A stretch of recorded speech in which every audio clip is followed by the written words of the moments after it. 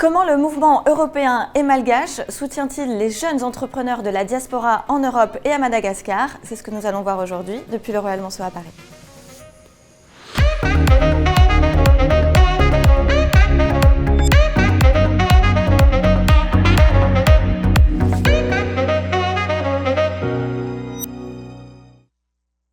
Luc Tahin Ratsimbazaf, bonjour. Bonjour. Vous êtes coordinateur général du mouvement européen et malgache.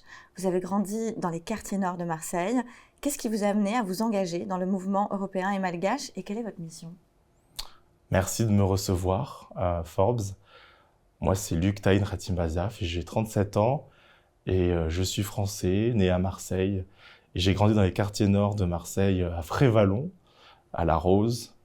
Et ce qui est important pour moi, c'était de me dire que parce que je suis venu à Paris une fois avec un voyage scolaire, je me suis dit, en fait, il y a autre chose. Et j'avais envie d'y croire. Et je suis parti à l'étranger pendant 10 ans. D'accord, beau parcours. Et qui sont les membres justement du mouvement européen et malgache? Est-ce que ce sont des entrepreneurs, des étudiants, des cadres? Alors, les membres du mouvement européen et malgache, qu'on appelle aussi MEM, ce sont d'abord des sympathisants qui sont curieux de Madagascar, qui sont curieux de l'Afrique, ou qui sont des amis ou des anciens amis de Madagascar. Et c'est la diaspora malgache d'Europe, donc la famille de la diaspora malgache européenne, mais aussi des internationaux, des Français, des Saoudiens, des Américains. En clair, des personnes qui ne connaissent pas Madagascar et qui ont envie d'apprendre à connaître ce pays à travers nos valeurs que nous avons incarnées depuis 3 mois. Quel est le rôle de la diaspora malgache en Europe dans le développement économique de Madagascar? Le rôle de la diaspora malgache, il est important. Et nous avons une diaspora malgache ici en France qui est importante. On a près de 200 000 malgaches en Europe. Et ces malgaches sont impliqués dans des associations culturelles, des associations cultuelles, mais aussi entrepreneuriales. Et ces 3 maillons sont clés pour le développement de la grande île, on l'appelle comme ça. Et nous, chez MEM, le mouvement européen malgache, on est le hub justement de cette diaspora qui veut s'impliquer à Madagascar, soit en mettant en avant le patrimoine identitaire malgache à travers des événements qu'on fait avec l'initiative Cœur de Madagascar. On en fait 2 depuis qu'on existe avec d'autres associations. Le deuxième pilier, c'est l'investissement à Madagascar. Le troisième pilier, c'est naturellement le FIA Van and Flow. Et je vais vous expliquer après ce que c'est. Et ce sont ces 3 piliers qui font que la diaspora malgache permet d'être forte et après de renvoyer la meilleure image de nous pour attirer justement des internationaux et des investisseurs de venir à Madagascar, notre pays d'origine qui le mérite tant. Alors, vous parlez justement d'investisseurs. Est-ce que vous allez travailler en lien avec d'autres réseaux africains ou panafricains basés en Europe? Nous sommes ouverts à tous les réseaux africains et je les invite, parce que sans doute ils sont en train de nous écouter attentivement.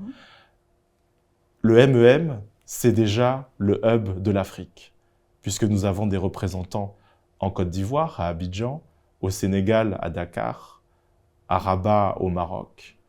Et on a aussi des représentants diasporiques ici à Paris, où nous partageons les bonnes pratiques entrepreneuriales, les bonnes pratiques de gestion des associations en bonne intelligence, avec des retours.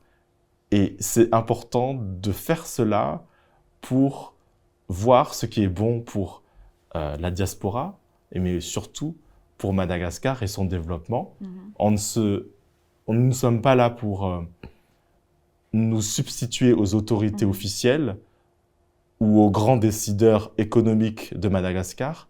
Nous venons en complément, nous venons pour proposer, nous n'existons pas pour nous opposer. Alors, comment soutenez-vous les entrepreneurs malgaches en Europe ou ceux qui souhaitent s'installer à Madagascar? Alors, le MEM, donc, comme je l'ai dit tout à l'heure, c'est une plateforme, c'est un hub où nous accueillons les entrepreneurs ou des conglomérats d'entreprises détenus par des Malgaches, des Européens ou des internationaux. On est un mouvement européen et malgache, on est européen de cœur avant tout, mais on est malgache parce que c'est ce qui nous anime et nous avons un attachement. En clair, cela veut dire que nous ne formons pas des entrepreneurs. Nous avons des entrepreneurs déjà avec nous et nous laissons le soin à nos associations cousines diasporiques qui sont dédiées à ça, à l'entrepreneuriat, pour donner les outils à ces personnes, ces jeunes ou moins jeunes ou seniors, de créer leur entreprise pour ensuite faire en sorte qu'elles fleurissent à Madagascar ou même à distance.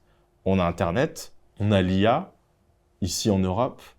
Quelle est la position qu'on doit avoir pour Madagascar? Et il faut que Madagascar soit aussi aligné avec ce qui se passe dans le monde occidental. On a DeepSeek d'une part et on a ChatGPT. Quelle est la place pour Madagascar? Là où nous agissons, c'est que nous connectons les investisseurs potentiels aux entrepreneurs qui sont peut-être formés par d'autres associations diasporiques ou peut-être d'autres entités, et je les invite à nous rejoindre. Nous, le MEM, nous sommes un hub où nous connectons les talents, la diaspora, les investisseurs autour d'événements. Et là où on peut clairement apporter une valeur ajoutée pour ces entrepreneurs qui veulent fleurir à Madagascar, et on les invite fortement, c'est notre réseau. Comment voyez-vous l'évolution des relations économiques entre Madagascar et l'Europe? L'évolution entre Madagascar et l'Europe, ça va dans le bon sens. On a accueilli la COI récemment avec le président Emmanuel Macron, avec de beaux projets de développement pour l'océan Indien et pour Madagascar. Et c'est à la diaspora d'Europe et d'ailleurs, des États-Unis, du Canada, eh bien d'aider et d'apporter sa pierre à l'édifice pour faire en sorte que nous attirions aussi les bons investisseurs pour notre pays et aider toutes les bonnes parties prenantes pour le développement de la grande île. Et quelles compétences manquent le plus aujourd'hui aux entrepreneurs malgaches et comment vous y répondez à cette demande? Est-ce qu'il manque des compétences? Oui, sans doute. Est-ce qu'on peut les compléter? Oui. Et le mouvement européen et malgache, le MEM, va aider. Et nous avons beaucoup d'événements. Nous avons des événements autour de nos 4 piliers.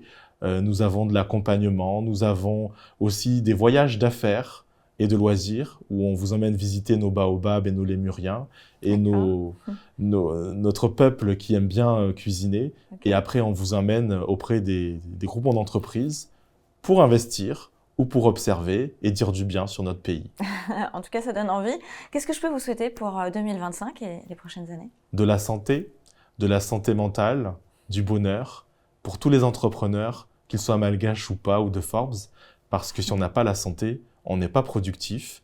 Et j'en ai besoin parce que j'ouvre mon école IT Épicurien avec d'autres amis qui fait la cuisine du monde à Marseille en janvier 2026 avec une extension au Moyen-Orient et aussi au Maghreb. Eh bien, le rendez-vous est pris, j'ai envie de dire. Merci infiniment, Luc, pour cet échange. Merci beaucoup. Merci, Alexia.